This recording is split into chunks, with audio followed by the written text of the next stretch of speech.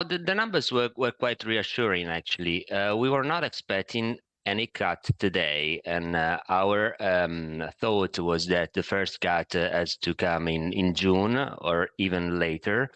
And today's decision looks like to be relatively dovish, because if we look at the new projection, both for inflation and growth, they are both lower than the previous projections.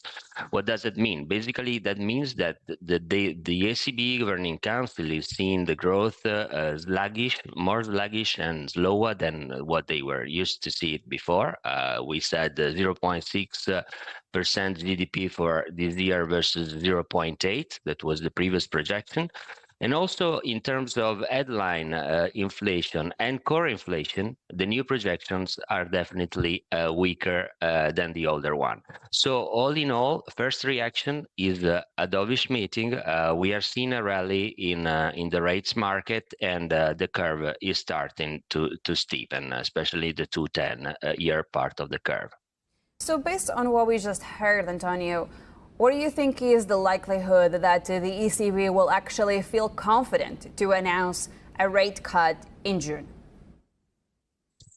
Well, actually, that's the market consensus, right? If we look at the probability of the cut in June is probably priced in by the market. There are also some lower probability there is a cut in April, but for us it looks really to be too early. So the likelihood are a cut in June, and this will be driven by the new projections, lower and weaker inflation and weaker growth, by the new data that we got, especially from the manufacturing sector. We saw today, we had the data today from Germany that were much lower than expected.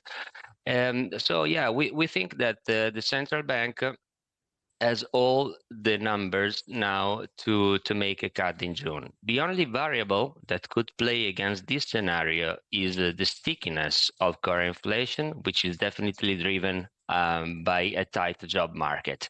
But if the job market will give some signal of deterioration, then the June cut will be very, very likely. I also would like to get your thoughts on what the path for rate cuts is likely to look like. Because do you think that we're going to see the ECB announcing a rate cut and then just pausing there? How do you think the path is going to look like once we get a final announcement on an initial rate cut? What's the future going to look like? It's difficult to say at this stage. So what we can do, we can take inspiration on what happened in the past, looking at cutting cycles. Historically, cutting cycles have been quite strong. I mean, when they start cutting, they cut by 150 to 100 basis points, both Fed and ECB. So we are actually expecting a similar kind of development. We are expecting between 150 and 200 basis points of cuts in the next couple of years. Just that the terminal rate in Europe will be close to 2% area. It's difficult to say how it's going to develop, but the most likely scenario for us is going to be like 25 basis points per meeting starting in June.